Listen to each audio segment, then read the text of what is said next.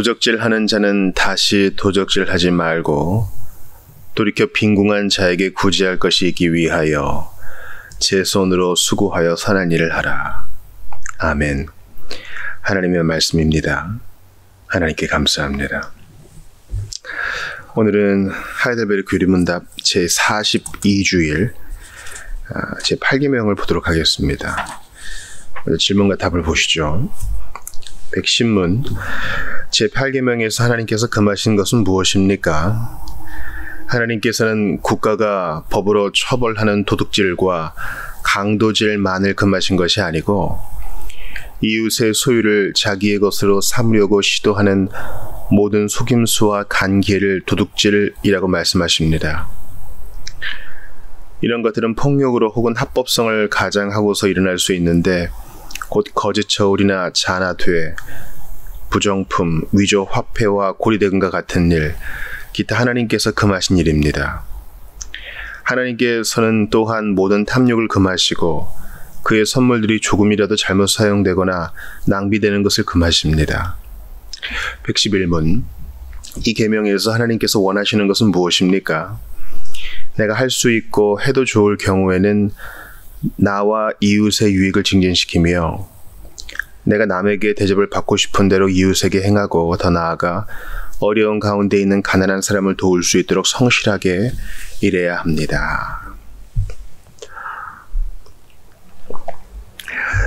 우리는 십계명을 보고 있습니다. 계속 반복하지만 십계명은 감사의 생활을 위해 주께서 우리에게 주신 거예요. 이 감사의 생활을 해서 구원받아라가 아니라 네가 예수 그리스도의 핏부림을 받고 하나님 나라의 자녀가 되었으니 이제 어떻게 살아야 하나 마땅하느냐, 바로 감사의 생활을 해야 할 것이고 또 성령께서 우리에게 그런 감사의 마음을 불일으키게 하세요. 그러면 우리는 자연스럽게 내가 이런 은혜를 받았으니 어떻게 살아야 옳겠습니까? 이런 질문이 나오게 돼 있어요. 그때 주님은 우리에게 허황된 것을 쫓게 하지 않으시고 명확한 지침을 주셨으니 그것이 바로 하나님의 법을 지키는 삶, 하나님의 말씀을 따르는 삶이라고 하셨습니다. 그것이 바로 잘 요약되어 있는 게 십계명과 주기도입니다. 그 성경 전체를 우리가 다 따라야 하지만 하나님 사랑과 이웃 사랑이라는 큰 두 축을 기준으로 주님께서 주신 언약의 말씀, 이 10가지 말씀 중 우리가 오늘 8번째 말씀을 봅니다. 단순한 도덕률이 아니죠. 착하게 살기 위해서 또 좋은 시민이 되기 위해서 이웃의 것을 훔치지 말아라. 이 정도가 아니라 구원의 은혜에 대해 하나님께 감사하는 신자의 삶이 구체적으로 어떻게 감사로 드러나야 될 것인가를 이 8계명에서 알려주시는 겁니다. 백신문과 백십일문에서 계속 반복되는 어휘가 있어요. 그것은 바로 이웃이란 말입니다. 이웃의 소유. 단순히 이웃의 소유를 뺏는 것 뿐만 아니라 그의 것을 내 것으로 가져오는 것뿐만 아니라 내게 주신 선물을 이웃과 나눠라 까지가 8계명에 포함되어 있다는 것이에요. 뭐 그렇습니까? 내 건 내 거고 그 사람 건 그 사람 거죠. 난 단지 그냥 남에게 피해 안 주고만 살고 싶어요. 이렇게 얘기하시는 분이 있을 수 있어요. 그러나 여러분, 우리가 가지고 있는 거, 또 우리의 소유 자체는 다 하나님이 주신 선물인 것을 인정하셔야 됩니다. 이게 우리 신앙 고백의 시작이에요. 시편 24편 1절 한번 볼까요? 땅과 거기 충만한 것과 세계와 그 가운데 사는 자들은 다 여호와의 것이로다. 땅, 거기 충만한 것, 세계, 그 가운데 사는 자들, 이렇게 반복적으로 표현한 이유는 모든 것이 하나님의 것이다 라는 것을 강조하기 위함입니다. 시편 89편 11절도 보시죠. 하늘이 주의 것이요 땅도 주의 것이라. 세계와 그 중에 충만한 것을 주께서 건설하셨나이다. 하나님께서 창조주이시기 때문에, 창조자이시고 또 왕이시기 때문에 우린 다 그분께 받아요. 다 그분께 모든 것을 의지하며 또 공급받으며 삽니다. 그러므로 우리가 이웃을 위해 나누는 것은 실상 그분이 주신 것을 나누는 것이죠. 이건 사실 내 것 아닌데 당신과 나누라고 주께서 내게 주셨습니다 이런 신앙 고백이 있어야 되는 겁니다. 또 사실은 우리가 누리고 있고 가지고 있는 거, 뭐 생리적으로 가지고 있는 건강이나 지성뿐만 아니라 직장에서 일해서 돈을 버는 것까지 모두 내가 받을 만한 가치가 있어서 내게 주어진 게 아닙니다. 이거 착각하면 안 돼요. 내 작은 노력에 하나님께서 복을 주셨기 때문에 내가 이 선물을 받습니다. 이 신앙 고백이 있어야 이웃과 나눌 수 있습니다. 단지 도둑질하지 않는 것뿐만 아니라 이웃과도 나눌 수 있는 것입니다. 우리가 본문으로 읽었던 에베소서 말씀도 보세요. 도둑질하는 자는 다시 도둑질하지 말아라. 여기서 그치지 않죠. 이웃의 재산에 손대지 말아라. 이뿐만이 아니라 이 오미션만 얘기한 게 아니라 커미션, 그러니까 부작위만 얘기하는 것이 아니라 자귀까지. 단순히 뭔가 안 하는 게 하나님께 감사하는 삶이 아니라 적극적으로 무엇인가 하는 삶이 하나님께 감사하는 삶임을 알려줍니다. 돌이켜 빈궁한 자에게 구제할 것 있게 하기 위하여 내 손으로 수고하여 선한 일을 하라. 일해서 벌어가지고 나누라 이거죠. 도둑질하지 말고. 여기에 신앙 고백이 전제되어 있어요. 일할 수 있는 손을 주신 거, 건강을 주신 거, 하나님께 선물 받은 것이다. 또 네가 일할 수 있는 직장이 있고 너의 보스가, 너의 사장이 너에게 임금을 지불하는 거, 그것도 선물로 주신 것이다. 그러니 그 선물을 나누라라는 것이 8계명의 핵심 계명입니다. 여러분 사실 생각해 보세요. 이게 오늘 이 8계명을 공부하는 것의 핵심이기도 한데요. 마귀는 도둑질하는 게 주특기죠. 거짓말하고 도둑질하는 게 그의 일이에요. 우리 구원을 도둑질하고 싶어하고 우리가 받은 은혜를 먹칠하고 싶어하고 아무튼 망치려고 합니다. 그러나 하나님은 오히려 더 주시려고 하고 진실을 우리에게 알려주고 싶어 하시고 그렇습니다. 하나님은요 우리에게 계속 선물을 주고 싶어 하세요. 계속 주고 싶어 하시기 때문에 온 우주에서 가장 복된 분이라 그랬죠. 주는 자가 받는 자보다 복이 있다 그러는데 마귀는 받고 다고 하다가 오히려 더 써가지고 주님은 계속 나누어 주시나 또한 계속 채워주시고 또한 한량 없으시기 때문에 소모가 없으시며 오히려 더 복되십니다. 이런 주님의 형상과 모양대로 살게 하시는 것이 하나님의 뜻이에요.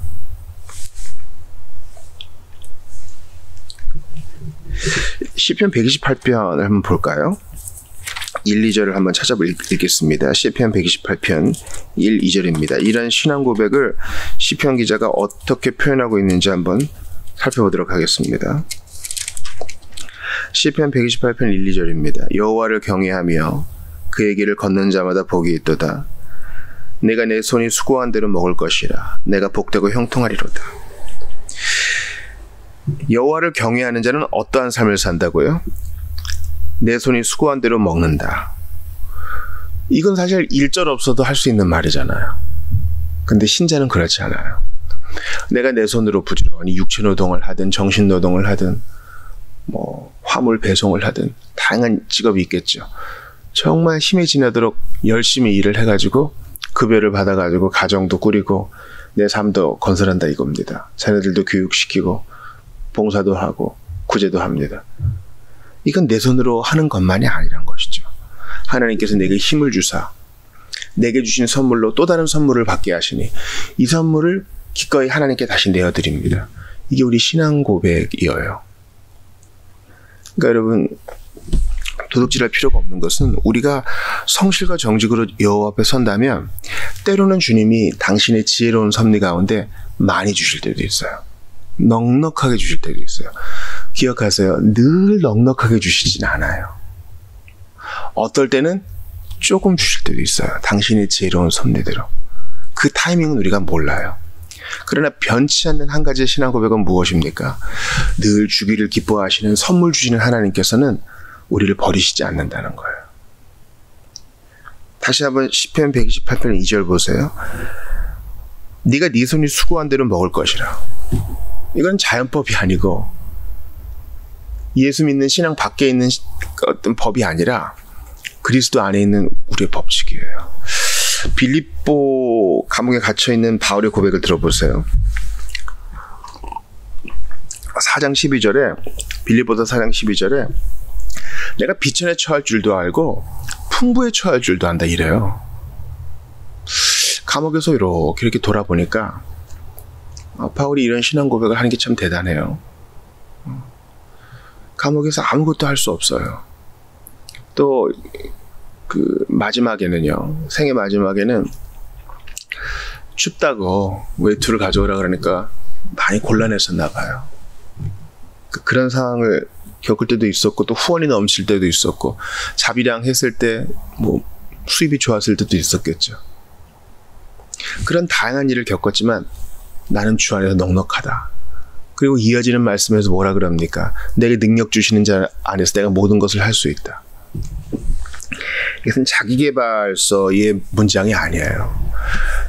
하나님의 지혜로운 섭리 가운데서 내게 선물 주시는 하나님이 많이 주실 때 있고 적게 주실 때 있고, 내가 좀 적다고 느낄 때 있고 넉넉하다고 느낄 때 있으나 나는 주 안에서 모든 것을 할 수 있습니다. 이 말은 사명을 수행하는 데 어려움이 없다는 거예요. 문제가 되지 않는다는 겁니다. 여러분, 사실 소유의 많고 적음, 남의 것을 훔칠 만큼 우리 소유가 적어가지고 우리가 일을 못하거나 그러지 않아요. 에덴 동산 보세요. 각종 보석이 넘쳤습니다. 강도 있고요, 물도 있고요. 모든 것이 천지가 다 먹을 거예요. 기후도 지금과 달라서 아주 쾌적했겠죠. 바이러스도 없고요, 질병도 없고요. 그런 넉넉한 가운데 타락이 일어났다는 것을 기억하세요. 다윗은 북이스라엘과 남유다, 그러니까 12지파의 모든 승인을 받고 나서 기름 부음 최종적으로 받고 난 다음에 넉넉한 때에 넘어졌다는 것을 기억하세요. 아합이 한 일 중에 가장 나쁜 일 중에 하나가 바로 나봇의 포도원을 뺏은 거예요. 여호와의 기업인데 뺏은 거죠. 그가 이스라엘의 북이스라엘의 왕이었다는 걸 기억하세요. 여러분, 우리의 문제는 넉넉하지 않아서가 아니에요. 하나님이 내게 선물로 주셨다, 필요한 현재의 상황에서 내게 주시는 것은 최선의 것이다라는 것을 믿지 않는 신앙 고백의 부재에 있는 것이지, 우리가 물질 자체가 객관적으로 부족해서, 소유 자체가 부족해서 넘어지는 게 아니에요. 그거를 신앙으로 해석해낼 능력도 없고 하나님의 섭리를 믿는 믿음도 없어서 넘어지는 겁니다.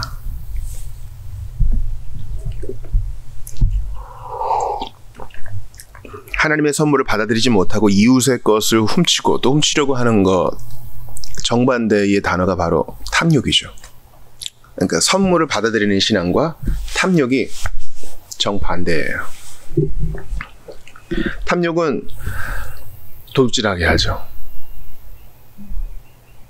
이게 쉽게 10번째 계명과 긴밀하게 연결되어 있는데, 이 8계명은 이웃과 많이 연결되어 있음을 기억하세요. 주님은 이웃과 나누라고 하시는데, 이 탐욕스러운 마음은요, 이웃과 비교하게 해요. 이웃과 내 마음을 나누고 내 은사를 나누고 내 가진 것을 나누고 이래야 되는데, 탐욕은 계속 다고 해요. 자기가 배부른 줄도 모르고 먹다가 배가 터지는 우둔한 짐승과 같습니다. 탐욕은 단순히 욕심이 많다 이 정도가 아니라 내 재물을 하나님의 선물로 여기지 않는다는 뜻입니다. 탐식도 마찬가지죠, 여러분. 식탐. 난 좀 어릴 때 가난하게 살아서 식탐이 좀 있어요. 그래서 내가 먹을 수 있는 이상의 것을 먹습니다. 그럼 어떻게 됩니까? 건강이 망가지죠. 이것도 하나님이 내게 선물로 주신 이 건강과 육체를 잘 돌보지 않는 죄에 해당돼요.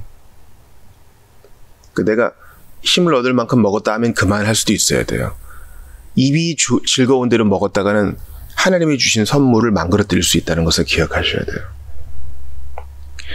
골로새서 3장 5절에서 탐심은 우상숭배라 그랬죠. 그러므로 이웃과 나누지 못하게 하는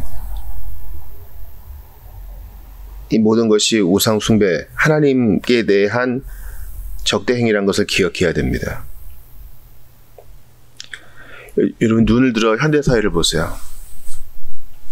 삶의 의미, 안정이 대부분 물질에 있어요. 그래도 돈이 있어야 좀 여유 있는 삶을 살지. 꼭 그 이유는 아니겠습니다만은 삶의 의미와 안정을 주로 재물에서 찾고자 하는 마음 때문에 사실은 문제가 좀 많이 일어나지 않아요? 결혼도 그렇고 출산도 그렇고 다양한 이유가 있겠지만 저는 이 이유를 배제할 수 없다고 봅니다. 이러한 생각은 스물스물 교회 안에도 들어와요. 그래서 교회가 돈이 있어야 일도 하지 이러면서 하나님을 의지하는 것보다는 돈이 얼마나 있나, 돈을 얼마나 빌릴 수 있나, 돈을 얼마나 더 모금할 수 있나. 하나님의 교회도 정신을 바짝 차려야 된다는 것입니다. 아까 말씀드렸다시피 하나님이 지혜로운 섭리 가운데서 때로는 적을 수 있고 내 수입이 많을 수도 있어요. 그래도 주님이 나를 보시고 나를 먹여주시고 필요한 거 최선으로 주십니다. 이러한 신앙 고백과 그래도 내 삶은 내가 열심히 일해가지고 벌어가지고 노후도 준비하고 내가 내 자녀도 키우고 내가 이 집도 일으켜야지, 이런 신앙 고백은 천양지찬 거예요. 주님, 오늘도 저는 제게 맡겨주신 일을 합니다. 우리의 월급을 회사에서 주지만 사실은 하늘의 하나님께서 주시지 않으면 저는 살 수 없습니다. 그러므로 저에게도 복을 주시고 이 직장에도 복을 주시고 제가 정직하고 또 부지런하게 하셔서 이 땅을 살아가는 동안 하나님의 선물을 누리기에 부족함 없게 도와주십시오. 이런 신앙 고백이 있어야 돼요. 신자라고 하면서 똑같이 주식 얘기하고 코인 얘기하고 재테크 얘기하고 어떻게 아침에 눈 뜨면서부터 잠들 때까지 생각이 돈밖에 없는 분들이 계셔요.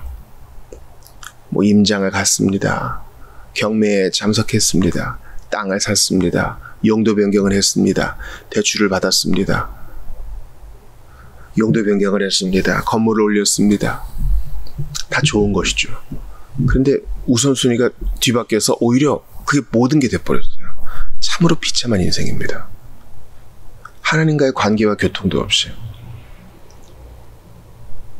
그러니까 우리가 검소하게 사는 것도 배워야 되고 풍부할 때에 교만하지 않는 것도 배워야 돼요.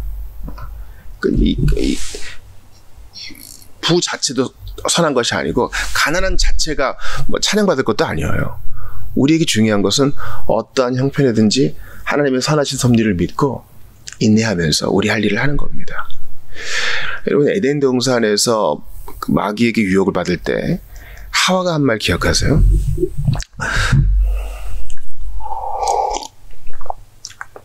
저 동산나무의 실과 선악과죠. 먹지도 말고 만지지도 말라 하셨다. 하나님을 엄한 분으로 스스로 해석해 버리고 있어요. 그뿐만 아니라 동산 모든 나무의 열매는 우리가 먹을 수 있으나 이렇게 얘기해요. 하와가 이제 믿음의 금이 가기 시작한 거예요.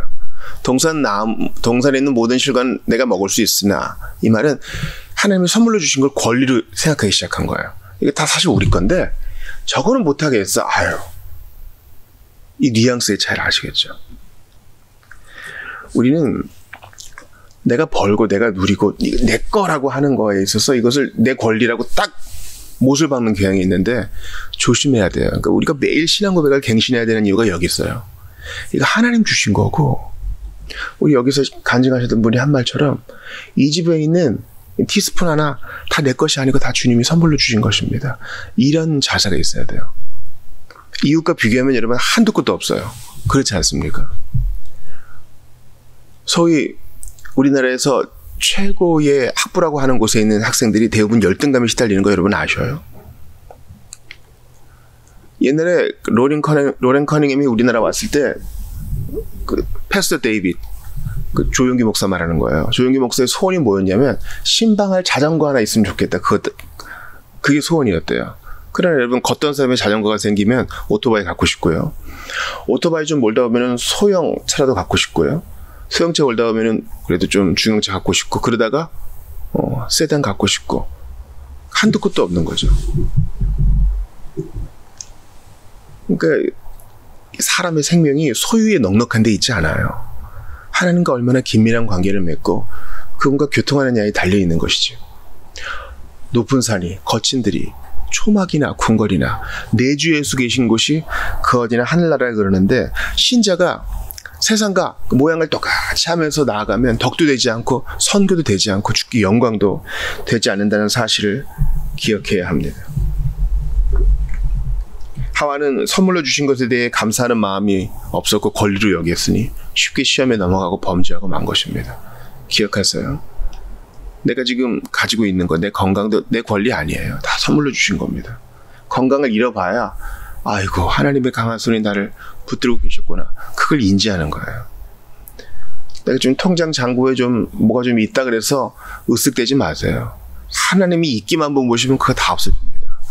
그러므로 이거 가지고 내가 어떻게 살아야 될까를 주께 매일 결제받으세요. 제 계획은 이렇습니다, 주님.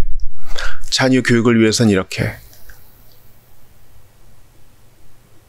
또 이 집을 위해서 이렇게, 저와 아내와 교회를 위해서는 이렇게 쓰고자 합니다. 그러나 주님께서 계획을 수정하라 하시면 언제든 하겠습니다. 주의 뜻대로 사용해 주십시오. 이게 우리의 마음이어야 돼요. 결국은 마음의 문제입니다. 이러한 신앙 고백이 없기에 하나님께서 다른 사람에게 선물로 주신 것을 빼앗고 싶은 거예요. 야, 저 집, 저 차, 저 건강, 저런 인간관계. 부럽다 정도가 아니라 뺏고 싶은 거예요. 배 아픈 겁니다. 하나님으로 말미암아, 하나님이 내게 주신 선물로 말미암아 배부르지 않으니까 엉뚱한데 눈을 돌리고 그거 얻어봤자 더 공허할 뿐이에요. 사막에 있는 자가 바닷물을 들이키는 것과 같은 일입니다. 기억하세요. 도둑질해서 절대 만족하지 않아요. 남의 것을 빼앗아서 절대 풍족하지 않습니다. 저장증후군이라고 아세요? 팔기명을 어긴 자는 이것저것 훔쳐가지고 쌓아놓지만 그거 다 쓰지도 못하고 다 썩어요. 필요한 게 아니라 내 욕심을 채우려고 가져온 거기 때문에. 필요한 건 늘 쓰겠죠. 내 욕심을 채우려고 가져온 건 욕심을 이룬 그 순간 쾌락으로 끝이에요. 그 다음에 썩는 겁니다. 오늘 그 백신문에서는 하나님께서 그의 선물들이 조금이라도 잘못 사용되거나 낭비되는 것을 금하신다 그래요. 내게 주신 선물을 잘못 사용하는 것, 그게 탐욕이고 그게 도둑질입니다. 여러분, 하나님이 여러분께 어떤 선물을 주셨어요? 좋은 건강 주셨습니까? 어떤 분은 장애도 하나님이 주신 선물로 받아들여요. 너무 귀한 신앙입니다. 지금 현재 내 모습을 하나님의 선물로 받는 거예요. 내가 상처를 이겨내게 하신 거, 나를 교육받게 하신 것뿐만 아니라 내 단점과 모자람도 선물로 받아들여서 그걸 주님을 섬기는 데 쓰는 겁니다. 가정의 아픔을 당해본 분들은요, 다른 사람을 그러한 똑같은 어려움을 겪은 자를 위로할 수 있는 특권을 가진 거예요. 선물을 가진 거죠. 그러니까 남보다 더 많아야 선물이 많은 게 아니에요. 우리는 신앙의 눈으로 우리 자신을 볼 수 있어야 하겠습니다.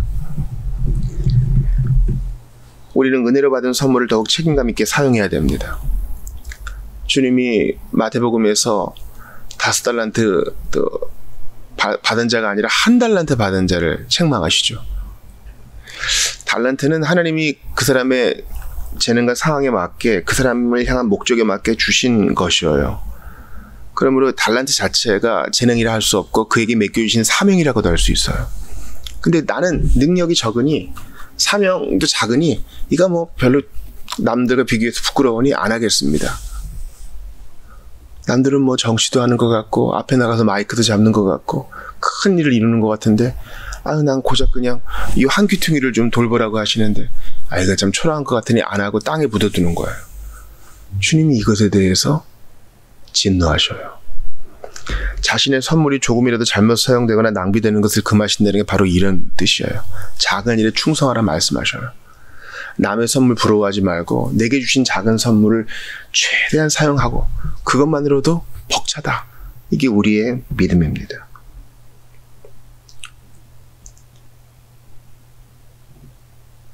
희년을 생각해 보세요.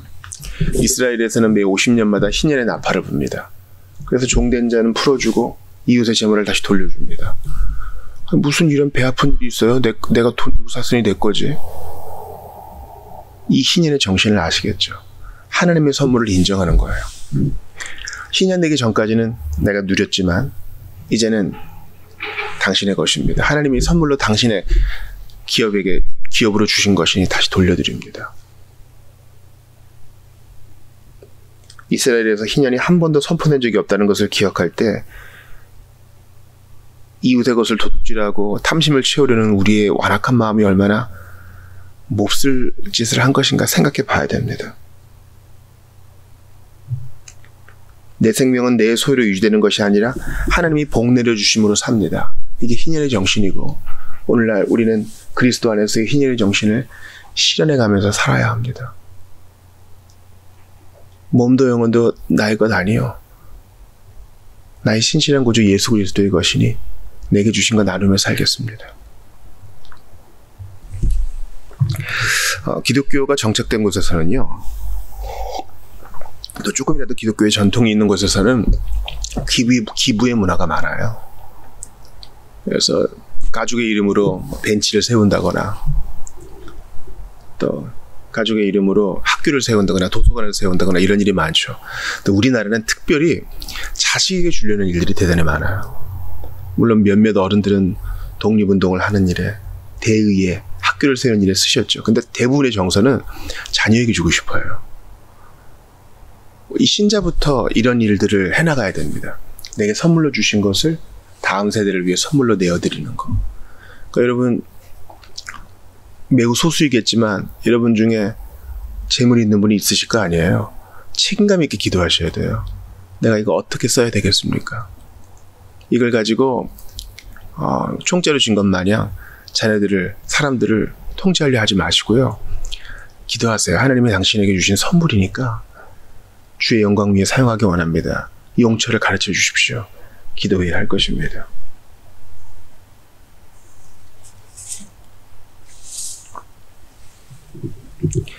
이 시간 팔계명을 공부하면서 내 자신을 돌아봅니다. 재물을 상대적으로만 이해해서 다른 이보다 더 많이 가지려고 했던 탐심을 회개하고 이웃의 복지를 위해 나누기를 게을리했던 내 자신을 돌아봅니다.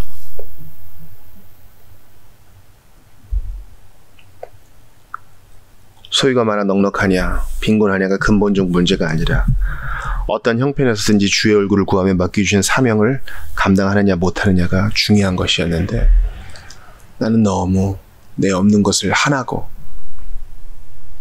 부끄러워하고 비교했습니다.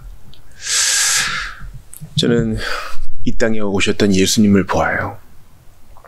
그분은 온 우주의 주인이고 온 우주가 그분의 소유였지만 이 땅에서는 매우 비난하게 지내셨어요. 머리 누일 것도 없으셨죠. 마지막에는 십자가에서 자신의 수치를 가려줄 옷 한 벌도 갖지 않으셨습니다. 그러나 그분은요, 오히려 율법을 모두 순종하시고 십자가에서 희생되심으로 성부께 받으신 그 선물들을 우리에게 나눠주시고 지금도 계속 주셔요. 계속 주셔요. 주시고 또 주세요. 중환자실에 누워있는 부모가 오히려 자녀를 걱정하는 경우를 봅니다. 애들은 어떻게 갖고 왔느냐? 일은 어떻게 갖고 왔느냐? 너 밖에 추운데 감기 걸리지는 않았느냐? 주고 또 주고 싶은 것이 부모의 마음입니다. 기억하세요. 하나님은요, 오늘도 우리에게 가장 좋은 것을 주시고 주셨고 계속 주실 거예요. 그러니 제발 남의 거 너무 눈독 들이지 마세요. 내게 주신 은혜를 무엇으로 다 보답할꼬? 내가 구원의 잔을 높이 들고 여호와의 이름을 부르리로다. 하나님께 감사할 게 넘쳐요. 지난 세월을 돌아보세요. 하나님이 내게 다 최선으로 주신 거 아니에요? 하나님이 이미 주신 선물을 만족하지 못해가지고 발로 뻥 걷어차버리고 적어달란 말이에요. 떼쓰는 애처럼 구지 마세요. 하나님은 당신보다 지혜로우십니다. 가장 좋은 것을 주셨으니 아멘과 예로 받고 나누기에 힘쓰고 마지막 날 결산의 때 주님이 물어보실 때 부끄럽지 않은 우리 모두가 되기를 바랍니다. 우리는 마지막 날에 장차 하나님 앞에서 우리가 받은 선물들을 어떻게 사용했는지 책임 있게 보고해야 합니다. 그러니까 지금 눈을 떠서 내가 갖고 있는 거 한두 끝도 없어요, 여러분. 얼마나 많은지 몰라요. 한번 날 잡아서 흰 종이에 한번 적어보세요.